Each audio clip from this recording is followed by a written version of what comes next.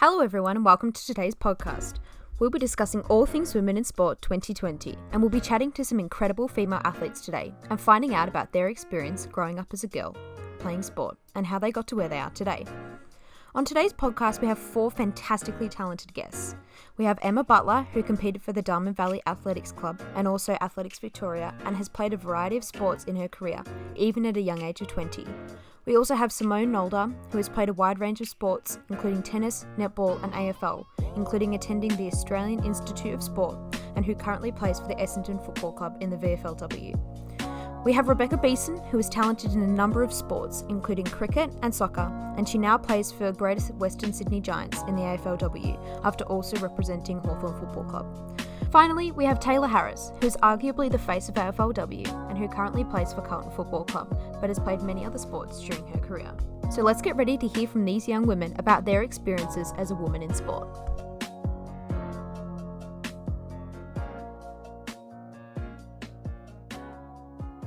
So Beck, tell me about your journey growing up playing sport as a girl and if there were any barriers that you faced and what you had to do in order to overcome them. Question difficult to answer because I didn't really feel I had any massive barriers growing up, which is like a bit of an unpopular opinion when you speak to like women in sport. But I don't know, that's how I feel. Like I feel like I had every opportunity to to do what the boys did and then go through like elite pathways and whatever into like state comps and like, you know, national carnivals and whatever. And how about you, Tayla? I started because when I was younger, my parents encouraged me to do anything and everything that I enjoyed, and I think just since the day I was born and in my identity, I loved sport and I loved activity and I loved running around and being crazy. So that's why I started, and then the reason that I ended up playing and pursuing the sports that I have is because my dad played AFL in Queensland, and boxing started because my dad took me down to the local boxing gym and he wanted me to get an understanding of how strong I was and what I was capable of. And then after I started, I loved that sport, so I continued and then started competing competitively. So that's how I ended up in the sports I am. Yeah, I've definitely faced plenty of barriers, and I'd probably say mostly because of opportunity. So it's quite hard and disheartening to see perhaps your school friends or your friends in general that are male getting all these opportunities that you would love to and you are very capable of and are just as good and just as strong and skillful and everything, but you don't get them because you're a girl. So that was something that I had to learn and overcome. And now, obviously, in 2020, there aren't those barriers anymore because there are girls' teams and there are opportunities and pathways for females to get to the top level of their sport. There's a long way to go to make it completely equal, but it's certainly a start, and it's fantastic now that girls can actually dream to be AFLW players. What was your experience like, Emma? So I have been a very sporty child. I was a very sporty child, and I've just kind of continued that my whole life. When I was younger, I was always moving around, always active. I originally played basketball. That was my first sport that I started. And then I started little athletics when I was 7 years old. And I purely got into that because I was setting myself up little hurdles around the house and running and jumping over them. And Simone? I think I've been really lucky in having the support of, you know, my family letting me try everything that I've wanted to, but also probably, haven't had too many roadblocks or barriers. So I think I've been really lucky because I do know of a lot of girls that have had a lot of challenges, particularly now that I'm in football, hearing about girls that have wanted to play since a young age. I just kind of, stumbled into football, and I suppose the reason that it happened is I wanted to have a break from netball and try something different, and I've been really lucky because I've just loved learning a new sport and being part of a new environment.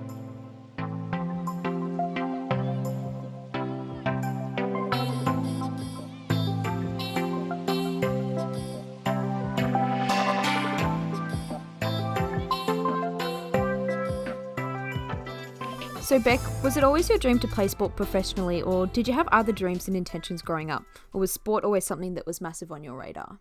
I was always that girl at primary school who, every lunch and recess, I'd be playing footy with the boys. Because your junior years of sport are so crucial in your development in the in your later stages of becoming an athlete.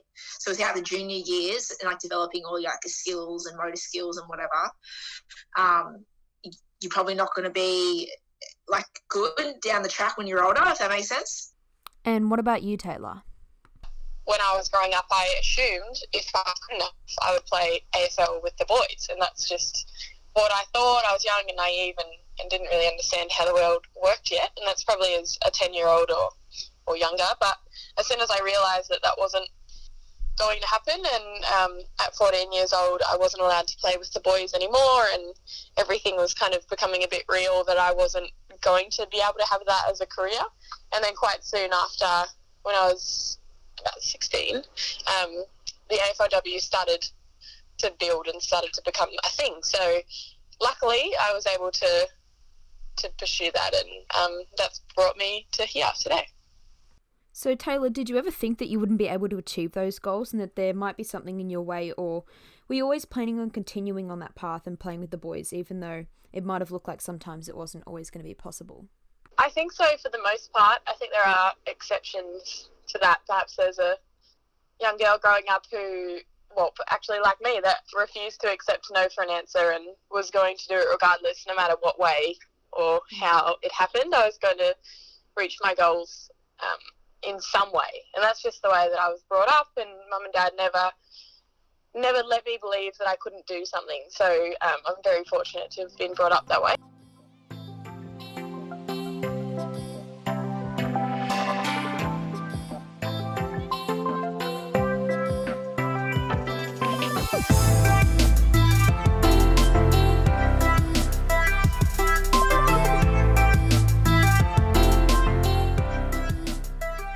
So Simone, you've spoken about playing a variety of sports. Has there been one person in particular, or have there been multiple people who've been instrumental in your journey playing sport? Yeah, I mean, when I was younger, I was just crazy netball obsessed. So I loved Cheryl McClellan. She's my biggest fangirl of her. And I was really lucky when I got a bit older, when I was playing netball in Melbourne, I got to do some work with her. She was doing some coaching with us. So I was really lucky with that. So Tayla, do you think there needs to be more female sporting role models for girls to look up to when they get involved in sport these days, so they're able to see what girls can achieve in sport and therefore can set themselves goals going forward? I think so, and I think the TV and the media and the newspaper and social media play a big role in that. I think it's so important to be able to see what you can be, and that's a bit of a cliche saying, but I think it's true. And what do you think, Simone? Definitely for girls that I play with now, they were footy obsessed, but they didn't have role models. So they couldn't look at, your Taylor Harris, Darcy Vesio, on the TV and go, I want to be like them one day. So I think that there is a really positive shift now towards young girls being able to actually see, women doing amazing, and even, the soccer coverage, cricket coverage, we're getting more women on the TV screens out there for young girls to be able to look up to. So I think that there's been a really positive shift with that, and I think there's still a long way to go, but I think we're definitely moving in the right direction. So Emma, who were your sporting role models growing up? So I've had a couple of role models to kind of look up to over the years. In terms of role models with athletics, there's just so many top-level athletes you could look at that are female. I think our female athletes actually compete better and perform better than our men athletes. So, Beck, do you think it's important now that girls have role models to look up to when they're playing sport? Absolutely. I think now that AFLW is in existence, and there's obviously big names out there, your Taylor Harrises and your Katie Brennans or whatever, that are kind of big names associated with women's football. Girls can look up to them and be I want to be like that. And, it's normal that girls play AFL, and I can be successful I can have a successful AFL career because, these girls have done it. Simone, has it always been your dream to play sport professionally, or did you have other dreams when you were growing up? I think, it's something that a lot of young kids aspire to, and I think it's a really positive thing for them to have that goal. I also think it's important, though, for youngsters to focus on the enjoyment of the sport as well. I think it is also really important for us to highlight to, and particularly to younger girls, that it's about enjoying it, and that's probably the best thing that you can get out of it, because sometimes, there's a lot of things outside of your control if you're trying to make teams and get selected in things. So I think that, it's really important that we try and focus on that enjoyment factor. So, Beck, what values and benefits have you gained from playing sport? Playing sport, you need to be essentially to do well at sport. You need to build a certain level of self-confidence and bravery, I guess, and belief in yourself. I think those are really important values that I think in particular young girls can learn from playing team sport. Thrive in other parts of their life, like discipline, hard work, persistence, all these value, teamwork, all these values are so important when you leave school and go to uni and apply for jobs and go into the workforce and stuff like that. All these values that I've learnt playing sport translate into all other areas of my life, essentially. And what about you, Simone?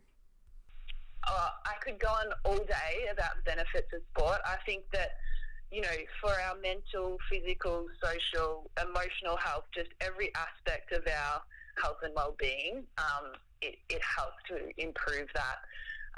You build that ability to work in a team. It teaches you commitment to something. So you need to be at training, you need to be at games because you've committed. So much enjoyment can come from it. You challenge yourself, so you develop resilience to overcome those challenges. It's scientifically proven, from exercising, the endorphins that get released are so good for your mental well-being. Just across every aspect of your life, there's so many positives to sport, and I think when the right environment's created, it means that everyone involved will have that positive experience. And what benefits have you gained, Tayla? I think it's a great place to develop friendships. I think I can't really think of anyone in my life that I have a really strong friendship with that hasn't got some sort of connection to sport. And you, Emma? You need an outlet. You can't just, especially in Year 12, I know it's hard, but you can't solely be doing your schoolwork. I think you need that outlet.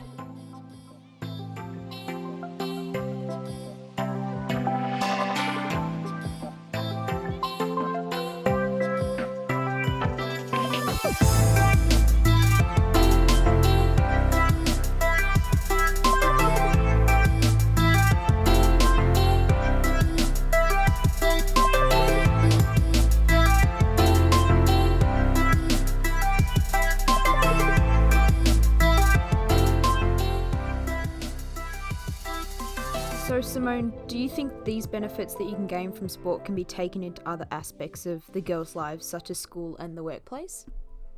100%. And, when I look back at school and uni, I had a really strong work ethic as a teacher now, and I think that I got a lot of that from playing sport. Simone, what's your dream for the future of sport for women, and what do you want to see change in the next couple of years? Yeah, I think for just the growth to continue, when we look at AFLW, it's kind of exploded, and it's been really exciting, and everybody's been, most people have been quite supportive of it. So I think for it to continue with its growth and head in the same direction as we see with our men's. Emma? For women, I'd just love to see a lot more of it and a lot more support from the general public in terms of, seeing the sport on the big screen hearing about it more in the news and the mainstream media. I think there's a lot of people who need to open their eyes to women's sport and see that, hey, we're actually just as good as the men if you give us a chance, and if we have the same opportunities, we can achieve that. And you, Taylor? I would love it to be equal in opportunities. I think it's physiologically, obviously, women aren't going to be able to kick as far as men or do certain things that men can do or be as fast and all that sort of stuff. But no one is saying that we want to. We just want to have the opportunity to be our best. Yeah. And obviously half the population are female, so it just makes complete sense to allow young girls to be able to strive for anything they want to, just like their friends at school that happen to be boys. So that's all I'd like to see, equal opportunity. So Taylor, for you as a female athlete in two typically male-dominated sports, what's the differences that you can notice in the environments between boxing and football? I think the difference for me right now is that AFLW has made a massive difference and a massive stride forward to becoming equal to the men's league. But in boxing, it's a little bit behind in that aspect. There's, if anything, only one or rarely two female fights on an event. And what's your experience been like, Emma? I think one of the most interesting comparisons is not within my sport, but within things like AFL and cricket. It changed a lot during my time in high school. I remember in year 7, girls playing footy, girls playing cricket was unheard of. But when I was starting to get into year 10, everyone was playing it. Everyone was playing footy, everyone was playing cricket, and it just opened up a lot of doors for more people. And you, Taylor? Yeah, I think so. I think there's a few out there, obviously, that women can't be as good as men, for example, but I think that's not what anyone is trying to do. No one's trying to be better or as good as men. We're trying to be the best versions of ourselves, and women's sport compared to men's sport is a completely different thing. And it's like if you watch a men's AFL game compared to a women's AFL game, it's a whole different brand of football. So I think people need to understand that, and no one is competing against men because that's not an even playing field. It's not realistic and it's a bit silly. But if people would compare women to women, it would make more sense, and it would allow that competitive nature to kind of flow through women's sport, as opposed to the idea that all women have to be against men, and I don't like that at all.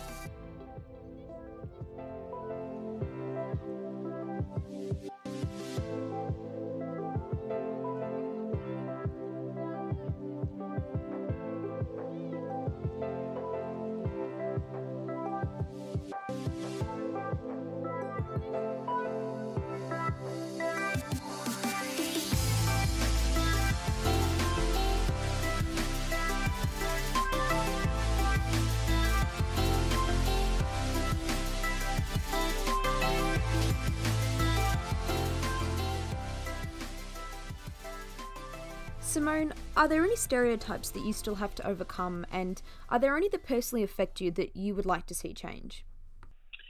Well, it's one of the funniest things with football for me is that I'm a ruck, and so I get everyone's like, "Oh, you're the ruckman." I'm like, "Hang on, no, I'm the ruck woman, or I'm the ruck." So I think that particularly being something like footy, it's always been such a male-dominated sport that without, like, accidentally, people will just, talk about it from a perspective where it's only meant for males. So do you think it's important that we introduce more gender-neutral terms like ruck person or just ruck, so we can remove the gender division between men and women's sports so that it just becomes sport? Yeah, 100%. And I think, there's a lot of things around footy, like even I know with some of the change rooms, like that we go in, and I know there's a lot of work in this space to provide women's change rooms as well, but like they're built for males. You go in there and there's the urinal in there, and it's definitely that male dominated environment.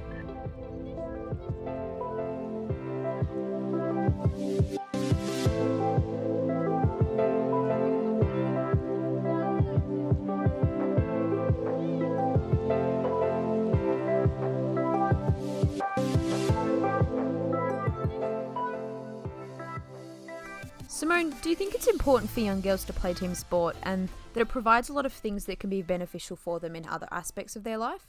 I think it's so important. I think that ability to work within a team is a skill that transfers across all aspects of your life.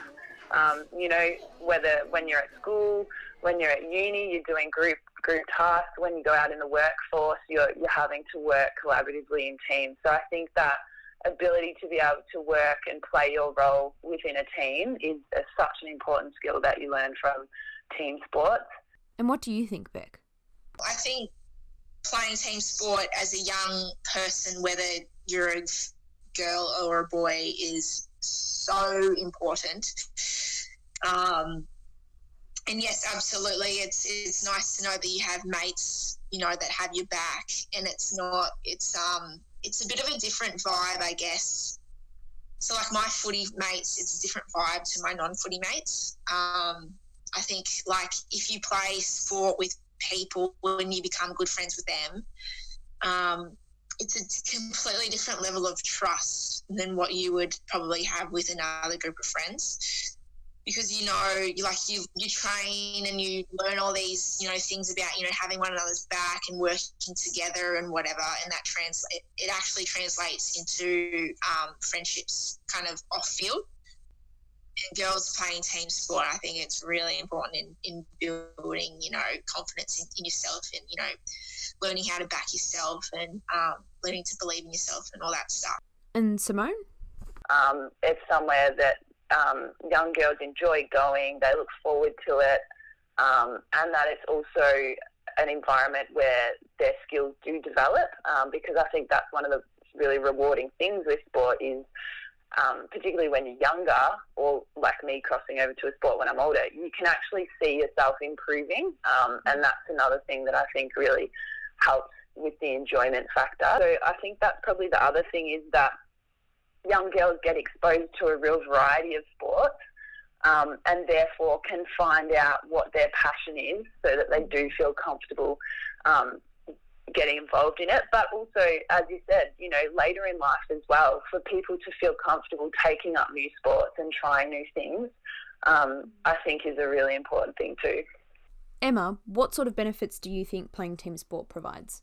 I think early on, every person, no matter what gender, should play a team sport. I don't think you have to continue playing it, but I think at least a couple of years in a team sport helps build you those communication skills. Beck, in your opinion, what's the number one reason that girls should play sport? I think it's to do with building values and building self-confidence. I think to put it into like 2 words or 3 words, building self-confidence is what I'd say in a short answer. Beck, is there any piece of advice you would give to girls who are looking to try out sport? Firstly, find something that you play something that you enjoy. I think is the big key. So if you find, and you have to play a variety of sports throughout school, and you'll figure out what you like. I think in doing what you like is so important, because if you're playing a sport that you don't like and you're playing it simply because your mum and dad tell you to do it or whatever, you're not going to stick at it for very long. So whether that be netball, soccer, footy, cricket, whatever, make sure you play what you enjoy. Maybe get your friends to do it with you, sport's always better when you have friends in the team. So if you have a couple of friends at school that are also interested in playing footy, go join a footy club together, and then you'll probably enjoy the experience more. You'll find it less daunting. You'll have more fun. I think also something needs to be said for girls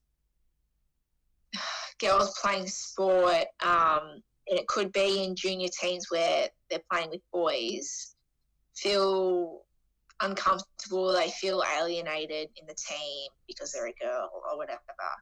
But stuff that, you know what I mean? If you're good at something and you really enjoy doing something, then don't let a bloody boy tell you otherwise. As a teenager or a young person, you really want to fit in. You don't want to stand out for any sort of reason. So like I get that like if you drop out because someone else has told you to drop out, like you'll definitely regret it. Like, I mean, and once you're an adult anyway, like no one, like you do what you want, so like you won't feel that way anymore. So I guess it's those teenage years where I think young girls can really feel social pressure to drop out of playing sport, which is sad, but I think that's changing now. Is there any advice you'd give, Tayla? I think it's important to recognise that people get fulfilment from doing what they're doing, and from the social side of sport, obviously community sport or local sport is there's a big emphasis on enjoyment and friends and fun. And what about you, Emma? Best advice is probably from a coach, and it's just don't bother following what other people do. You can only do what you can do, and if you focus too much on what other people are doing, if other people are throwing further than you, you're not going to improve. You're just going to stay in that space where you're not good enough. You need to keep working. Like pretty much just you're not good enough. So you need to focus on what you're doing. Don't focus on what other people are doing. And just, we all run our own race. It's not, you don't all improve at the same rate. We all improve at different times, different rates.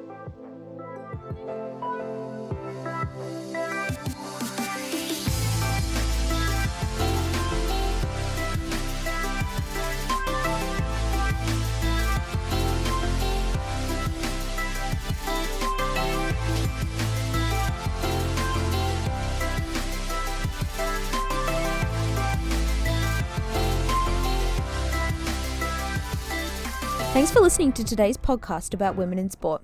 A really special shout out to today's guests, Emma Butler, Tayla Harris, Rebecca Beeson and Simone Nalder, for sharing their time and experiences with us. I really hope that everyone got something out of this podcast and that they learned something about women in sport and the experiences that female athletes have today, and that all of you girls listening can implement this into your life and feel inspired now to go and get involved in sport. Here's some extra little tidbits that the amazing female athletes we've spoken with today had to share that I thought you'd still like to hear. Here's Emma on being labelled the sporty girl and her memories growing up playing sport.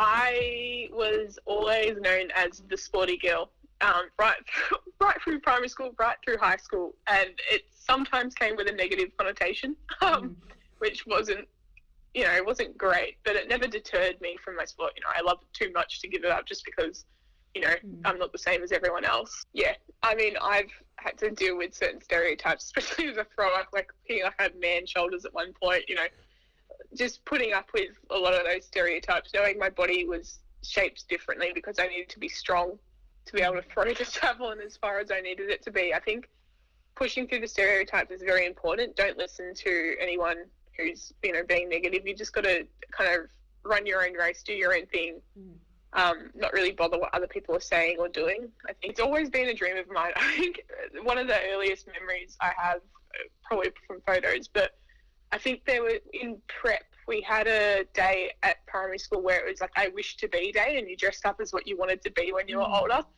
And I dressed up, Mum made me a little Australia jersey, and it had like the 2020, it was either the 2020 or the 2024 Olympics on it. So I went to school dressed as an Olympian at 6 years old. Here's Tayla on the kick. Just me. Like, it's obviously I'm in it and I'm kicking the ball, but it's an image and now a statue that represents so many people. And as I said before, lots of people join together to create a really powerful voice, and that's what that statue resembles. All those people. It just happens to be me in the photo. And finally, here's Emma on what throwing like a girl means to her.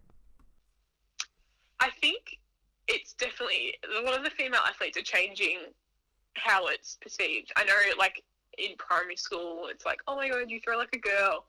But these days, if someone was to say you throw like a girl, I'd be like, thank you, yes I do. It's because I am a girl and I'm throwing far.